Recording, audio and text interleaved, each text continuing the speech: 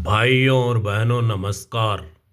आज मैं लेकर आया हूँ अपने उपन्यास माँ जोगणिया का भाग 15।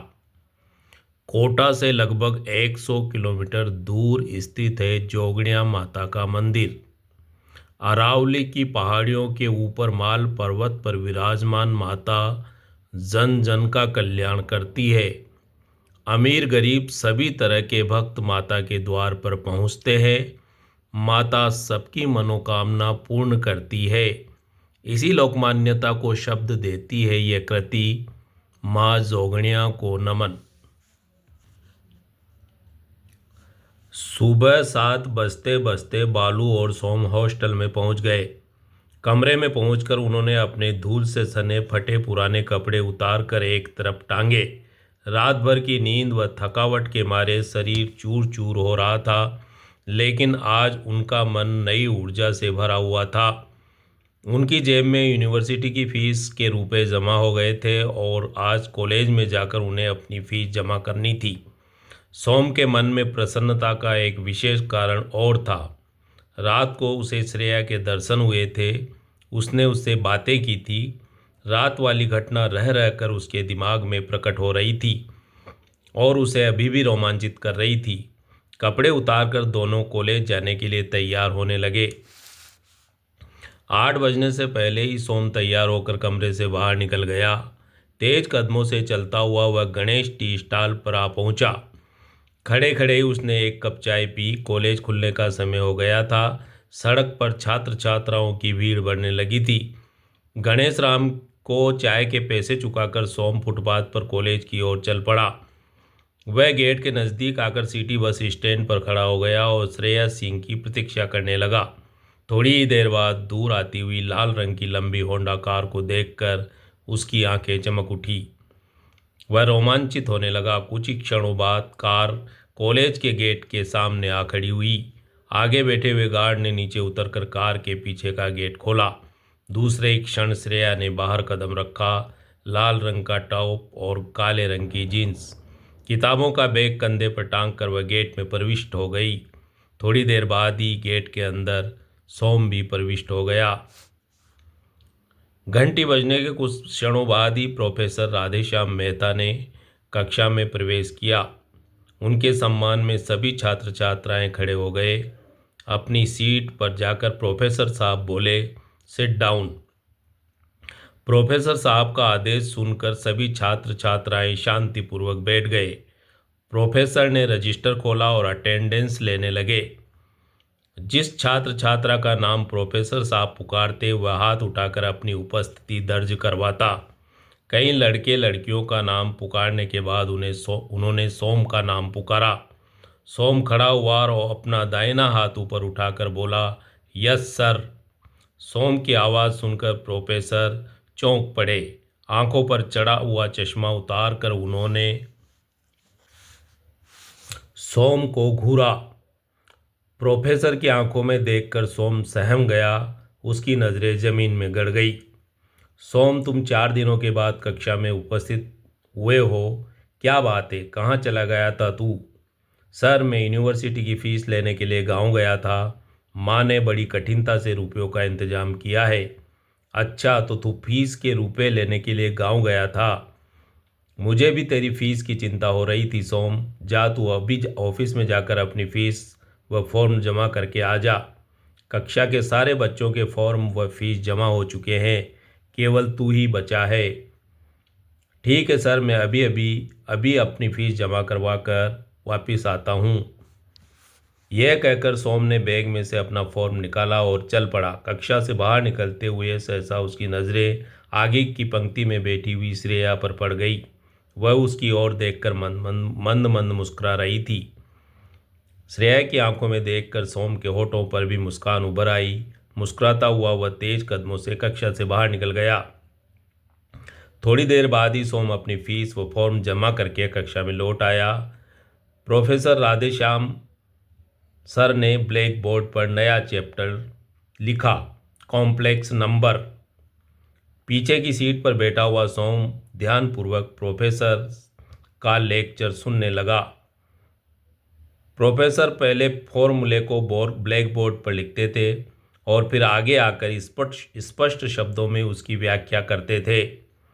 ध्यान लगाकर सुनने पर उनका एक एक शब्द छात्र छात्राओं के दिमाग में उतर जाता था।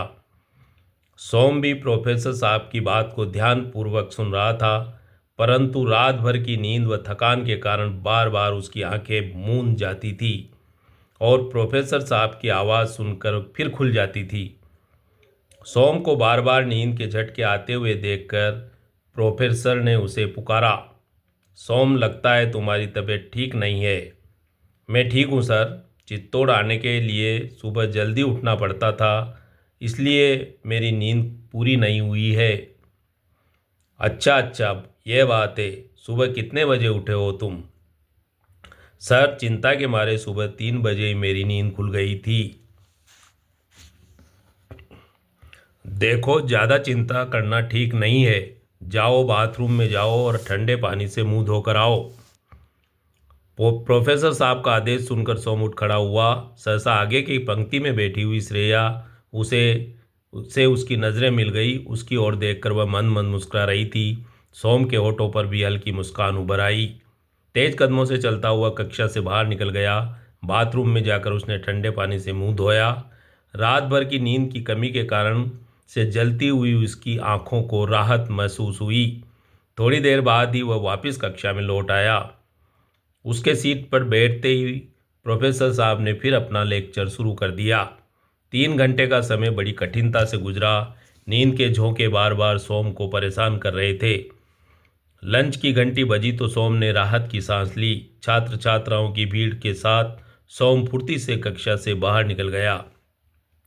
तेज कदमों से चलता हुआ वह कॉलेज के पार्क के एक कोने में आ पहुंचा। हरी घास के ऊपर शीशम की वृक्ष की छाया घनी छाया थी।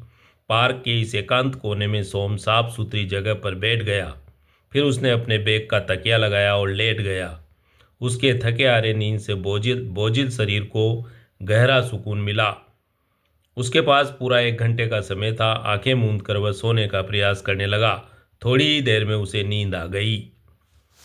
सहसा घंटी का तीखा स्वर सुनकर सोम की नींद खुल गई। हड़बड़ा कर वह उठ बैठा हुआ। लंच का समय समाप्त हो गया था। छात्र छात्राएं अपनी अपनी कक्षा की ओर चल पड़े थे। कक्षा की ओर चलने के लिए वह फुर्ती से उठ खड़ा हुआ, लेकिन अपने बैग को गायब देखकर वह चौंक पड़ा। बैग का वह तकिया लगाकर सोया था, परंतु वह उसके सिर के नीचे नहीं मिला। उसने इधर उधर नजरें दौड़ाई, वहां आसपास कोई नहीं था। फिर बैग कहाँ चला गया? विस्मयपूर्वक सोम बैग को तलाशने लगा। तभी किसी की हंसी सुनकर वह चौंक पड़ा। सोम ने मुड़कर देखा। शीशम के पेड़ के तने के पीछे से निकलकर श्रेया हंसती हुई उसकी तरफ आ रही थी। उसके हाथ में लटके हुए अपने बैग को देखकर सोम ने राहत की सांस ली। प्रसन्न होकर वह बोल पड़ा, श्रेया जी, आप कब आई यहाँ? श्रेया जी नहीं, श्रेया। अब तुम मुझे सिर्फ श्रेया कहकर पुकारो सोम। ठीक है श्रेया जी। सोम, फिर श्रेया जी कहकर पुकार रहे हो तुम मुझे? अच्छा श्रेया, अब तो बताओ कि तुम कब आई हो यहाँ? मैं अभी थोड़ी देर पहले ही आई हूँ सोम। तुम इतनी गहरी नींद में सोए हुए थे कि मैंने तुम्हारे सिर के नीचे लगा हुआ बैग खींच लिया, फिर भी तुम्हारी नींद नहीं खुली थी। तुम तो जानती हो श्रेया कि मैंने रात भर तुम्हारे डैडी की फैक्ट्री में काम किया है। रात भर में 1 मिनट भी नहीं सोया हूँ। यह सुनते ही हंसती मुस्कुराती हुई से श्रेया के चेहरे पर गंभीरता छा गई। हाथों में लगा हुआ बैग वह सोम को देते हुए भारी शब्दों में बोली, सोम, अब तक मैं तुम्हें जाहिल और गंवार लड़का समझती थी, लेकिन रात वाली घटना ने तुम्हारे प्रति मेरी सोच ही बदल दी है। तुम कितने कष्ट झेल कर अपनी पढ़ाई कर रहे हो। बड़ी बात है कि अपने कष्टों को किसी के सामने प्रकट भी नहीं करना चाहते हो। प्रोफेसर साहब के पूछने पर भी उन्हें तुमने सच बात नहीं बताई सोम। मुझे इस बात का बड़ा दुख है श्रेया कि मैं प्रोफेसर साहब से झूठ बोला हूँ, परंतु मैं इसे झूठ बोलना नहीं मानती हूँ सोम। तुम इसे झूठ बोलना नहीं मानती हो श्रेया, तो यूँ समझ लो कि मेरा सारा दुख दूर हो गया है। ये बोलते हुए सोम हंस पड़ा। श्रेया भी उसके साथ हंसने लगी। फिर दोनों बातें करते हुए कक्षा की ओर चल पड़े। तो भाइयों और बहनों, ये था मेरे उपन्यास माँ जोगणिया का भाग 15। अगला भाग लेकर मैं फिर शीघ्र ही आपके बीच हाजिर होऊंगा। धन्यवाद।